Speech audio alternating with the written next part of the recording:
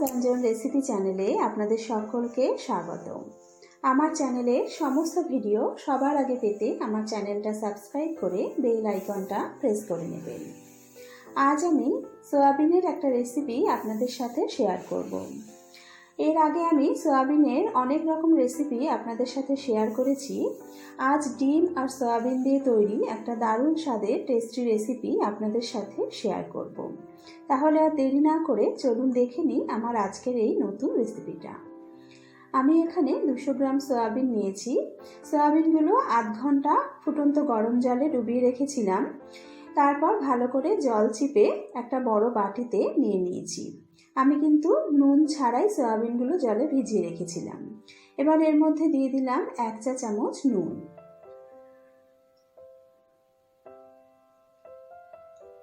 দিয়ে দিলাম 1 চা চামচ হলুদ গুঁড়ো, 1 চা চামচ দিয়ে দেব জিরে গুঁড়ো,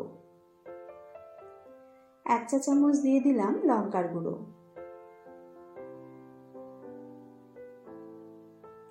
হাফ চা চামচ দিয়ে দিলাম গরম মশলার গুঁড়ো, আর দিয়ে দেব 2 চা চামচ আদা রসুন বাটা। এবার এর মধ্যে 3টে ডিম ভেঙে দিয়ে দেব। প্রথমে আমি 2টো ডিম দেব, তারপর যদি পরে লাগে তাহলে আবার একটা ডিম দেব। 2টো ডিম ভেঙে নিয়েছি। এবার সব কিছু খুব ভালো করে মেখে নেব।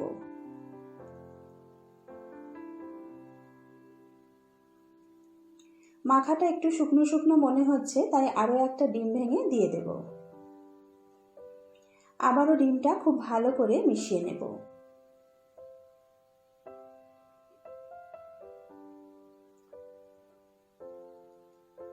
সোয়াবিনের সাথে সবকিছু খুব ভালো করে মেখে নিয়েছি। এবার রান্নায় চলে যাব। গ্যাসে একটা কড়া গরম করে তাতে দিয়ে দিয়েছি 3 টেবিল চামচ সর্ষের তেল। তেলটা খুব ভালো মতন গরম করে পুরো কড়ার গায়ে ভালো করে মাখিয়ে নেব। এইভাবে তেল কড়ার গায়ে ভালো করে মাখিয়ে নিলে সয়াবিনটা কিন্তু আর কড়ার গায়ে লেগে যাবে না। এবার এর মধ্যে ম্যারিনেট করা সয়াবিনটা দিয়ে দেব।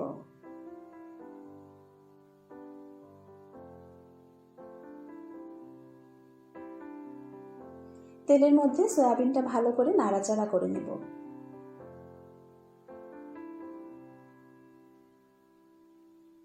গ্যাসের আগুনটা মিডিয়ামে রেখে 3-4 মিনিট সময় নিয়ে সয়াবিনটা ভেজে নেব।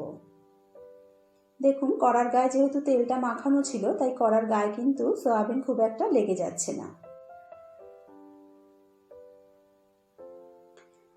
আস্তে আস্তে সয়াবিনটা লাল হয়ে আসছে। আরও একটু লাল করে সয়াবিনটা ভেজে নেব।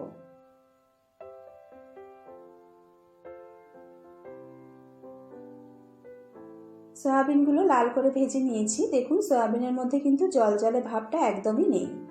এবার সয়াবিনগুলো তুলে নেব।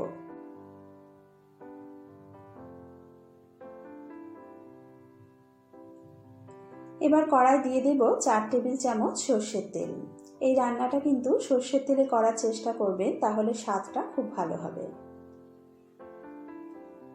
এবার আলুগুলো ভেজে নেব। আমি এখানে 2টো মাঝারি সাইজের আলু চৌকো চৌকো করে কেটে নিয়েছি।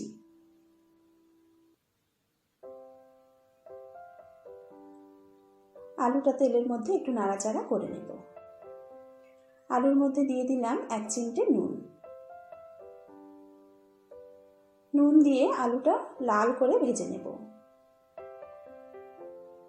আলু কিন্তু বেশ লাল করে ভেজে নিয়েছি। এবার আলুগুলো তুলে নেব।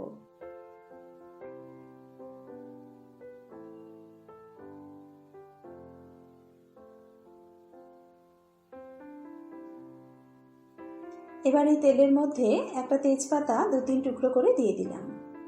2টো ছোট এলাচ মুখগুলো একটু ফাটিয়ে দিয়ে দিলাম। আর দিয়ে দেব কয়েকটা দারচিনি আর লবঙ্গ। হাফ চা চামচ দিয়ে দিলাম গোটা জিরে। কয়েক সেকেন্ড সময় নিয়ে ফোড়নগুলো লাল করে ভেজে নেব।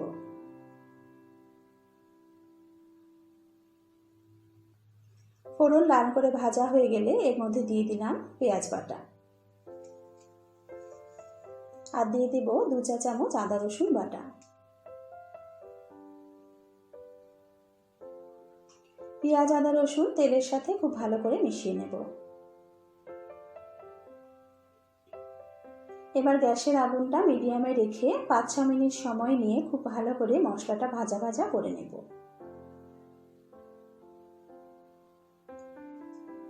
পেঁয়াজটা কিন্তু লাল হয়ে আসা পর্যন্ত ভালো করে ভেজে নিতে হবে।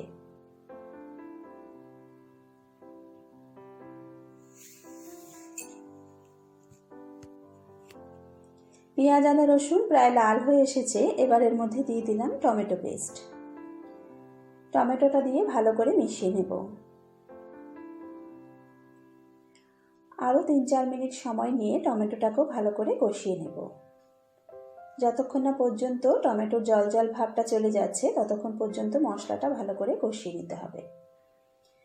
এবার এর মধ্যে দিয়ে দিলাম স্বাদ মতো নুন, 1 চা চামচ দিয়ে দিলাম হলুদ গুঁড়ো, 1 চা চামচ জিরে গুঁড়ো, 1 চা চামচ দিয়ে দেব ধনে গুঁড়ো,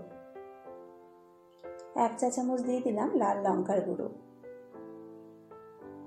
আর দিয়ে দেব 1 চা চামচ কাশ্মীরি লঙ্কার গুঁড়ো। স্বাদ অনুযায়ী চিনি দিয়ে দিলাম। এবার সমস্ত মশলা খুব ভালো করে মিশিয়ে নেব। তবে মশলার পরিমাণটা কিন্তু আপনারা সয়াবিনের পরিমাণ অনুযায়ী দেবেন। এর মধ্যে দিয়ে দিলাম 1/4 কাপ কড়াইশুঁটি। মশলাটা ভালো করে কষানোর জন্য সামান্য একটু জল দিলাম।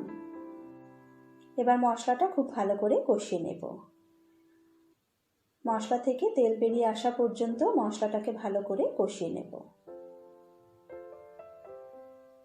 মশলা থেকে তেল বেরোতে শুরু করেছে। এবার এর মধ্যে দিয়ে দিলাম 2 টেবিল চামচ ফ্যাটানো টক দই। এই সময় কিন্তু গ্যাসের আগুনটা একদম লোতে রেখে দইটা খুব ভালো করে মিশিয়ে নিতে হবে। দইটা ভালো করে মেশানো হয়ে গেলে গ্যাসের ফ্লেমটা মিডিয়ামে করে তেল ছাড়া পর্যন্ত মশলাটা আরও একটু ভালো করে কষিয়ে নেব। দেখুন মশলা থেকে কিন্তু তেল ছাড়তে শুরু করেছে। দই দেওয়ার পর খুব তাড়াতাড়ি কিন্তু মশলা তেল ছাড়তে শুরু করে। আর মশলা খুব ভালো মতন কষানো হয়ে গেছে। এর মধ্যে কিন্তু জলজলে ভাবটা একদমও নেই। এবার এর মধ্যে ভেজে রাখা সয়াবিন আর আলুটা দিয়ে দেব।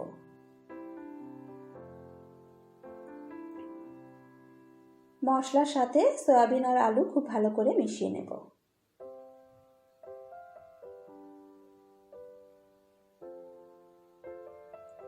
মশলার সাথে সয়াবিন আর আলু ভালো করে মেশানো হয়ে গেলে 1-2 মিনিট সময় নিয়ে ভালো করে আলু আর সয়াবিনটা মশলার সাথে কষিয়ে নেব। এবার এর মধ্যে দিয়ে দেব জল। আমি কিন্তু এখানে গরম জল ব্যবহার করেছি।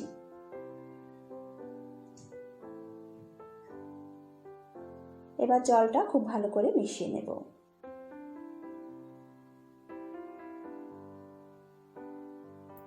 যেহেতু গরম জল দেওয়া আছে তাই ঝোলটা ফুটতে খুব বেশি সময় লাগবে না। ঝোল ফুটে উঠলে মিডিয়াম টু লো আঁচে চাপা দিয়ে 10 মিনিট রান্না করে নেব। প্রায় 10 মিনিট হয়ে গেছে। এবার চাপাটা তুলে নেব। আবারও একবার সয়াবিনটা ভালো করে নাড়াচাড়া করে নেব। সয়াবিনের তরকারিতে ঝোলটা অনেকটা বেশি রয়েছে, তাই চাপা ছাড়া আরও 2-3 মিনিট রান্না করে ঝোলটা আর একটু মাখা মাখা করে নেব। প্রায় 2-3 মিনিট মতো রান্না করে নিয়েছি। এবার এর মধ্যে দিয়ে দিলাম 1/2 চা চামচ গরম মশলার গুঁড়ো। গরম মশলাটা ভালো করে মিশিয়ে নেব।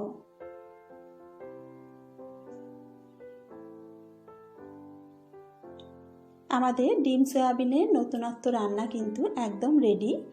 এবার গ্যাস বন্ধ করে নামিয়ে নেব, তারপর সার্ভ করে নেব। তৈরি হয়ে গেল ডিম আর সয়াবিনের তৈরি একটা দারুণ স্বাদের রেসিপি। গরম গরম ভাতের সাথে এই রেসিপিটা কিন্তু খেতে খুব ভালো লাগে।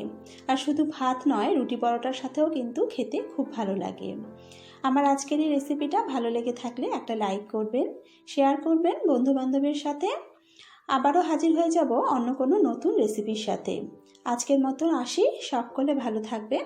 নমস্কার।